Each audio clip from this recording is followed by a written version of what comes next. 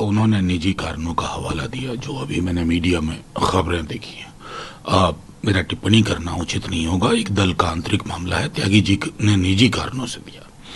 लेकिन इतना तो मैं जानता हूं कि उनके साथ काम भी किया है कई फोरम पर, खास करके पैलेस्टीनियन फोरम पे हम लोग साथ मिलते रहे हैं।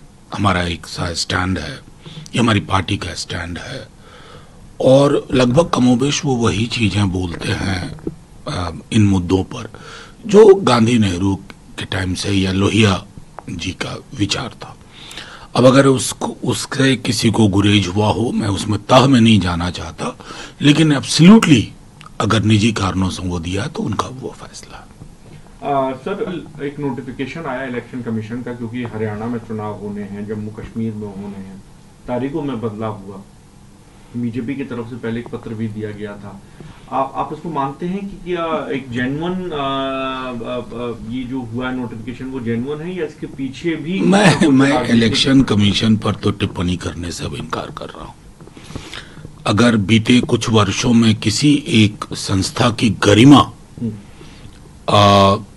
में एवलांस लगातार हुआ है तो उसमें इलेक्शन कमीशन है।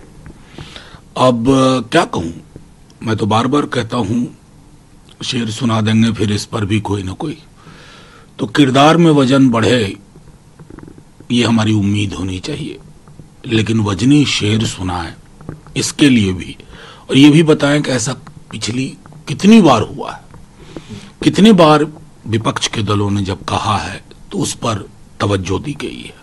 क्योंकि इलेक्शन कमीशन का काम है आर्टिकल 324 के तहत ये free and fair election conduct करना। सिर्फ ये हर्फ नहीं है, फ्री दिखे, फेयर दिखे, लेवल प्लेइंग फील्ड दिखे, और वो दिखना बंद हो गया। सर, मलयालम इंडस्ट्री में काफी उथल-पुथल चल रही है, आरोप प्रत्यारोप चल रहे हैं, महिला एक्ट्रेसेस खुलकर सामने आई हैं, उन्होंने तमाम आरोप लगाए जो अपने साथ जो काम करने वाले कलीग हैं उनके ऊपर। इससे पहले बॉलीवुड में भी ये होता रहा है। सीएम साहब ने भी कहा कि महिलाओं के लिए एक वर्क स्पेस जो है ऐसा सुनिश्चित करना चाहिए कि वो सुरक्षित रहें, कंफर्टेबल रहें काम करने। आप देखिए, मैं लगातार इस बात को, ये पहली बार मैं नहीं कह रहा हूँ, हेमा कमेटी रिपोर्ट के बाद जिसे आप उथल पुथल कह रहे हैं वो चर्निंग बेहद आवश्यक होती है, ये उथल पुथल नहीं है। हर समाज को जब आईना इस प्रकार की किसी कमेटी रिपोर्ट से दिखे तो उस आईने के संदर्भ में बदलाव सुनिश्चित होना चाहिए। मलयालम फिल्म इंडस्ट्री में कम से कम एक रिपोर्ट आई है। आप किसी भी फिल्म इंडस्ट्री, कल्चरल इंडस्ट्री में जाकर के देख लीजिए, कमोबेश यही हालत है। एक विमेन के लिए इन कॉरिडोर से गुजरना और एक मुकाम हासिल करना कितना मुश्किल है, इसकी आपको सैकड़ों कहानियां मिल जाएंगी, सैकड़ों तथ्य दस्तावेज मिल जाएंगे।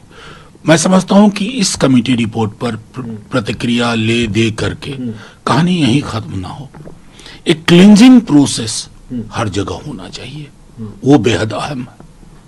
सर, विश्वा शर्मा ने एक स्टेटमेंट दिया था, और साथ में विधानसभा में जुमे की नमाज को लेकर जो है चीजें फैसला लिया गया, जिसके बाद तेजस्वी यादव जी की तरफ से भी आया कि चाइनीज वर्जन बनना चाहते हैं योगी आदित्यनाथ के।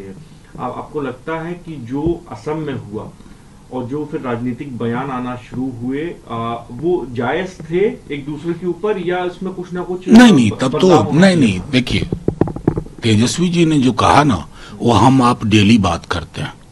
जब हम किसी चीज को कहते हैं ना कि ये चाइनीज माल की तरह है, यानी कि टिकाऊ नहीं है। आप देखिए, मैं सैकड़ा उदाहरण बीजेपी के लोगों का, ये फलाना चीज चाइनीज उपयोग मत करो, ये टिकाऊ नहीं होता है। उस संदर्भ में उन्होंने एक बात कही, और संदर्भ क्या था? संदर्भ था डॉग विसिल पॉलिटिक्स, ध्रुवीकरण की राजनीति। और जहां तक रही बात शब्दों की गरिमा की, तो मैं तो कहूंगा भैंस मंगलसूत्र मुजरा को कहां रखते हैं? जिनको भी थोड़ा कष्ट हुआ ना तेजस्वी जी की इस बात से, जरा भैंस मंगलसूत्र मुजरा, टोटी काटेगा, बिजली काटेगा, ये कौन महापुरुष बोल रहे थे? मैं नहीं बोल रहा था, तेजस्वी जी नहीं बोल रहे थे, ये देश के माननीय प्रधानमंत्री जी की जुबान है। तो वो कहते हैं ना, जब कभी दूसरों पर तबसरा कीजिए, सामने आईना रख लिया कीजिए।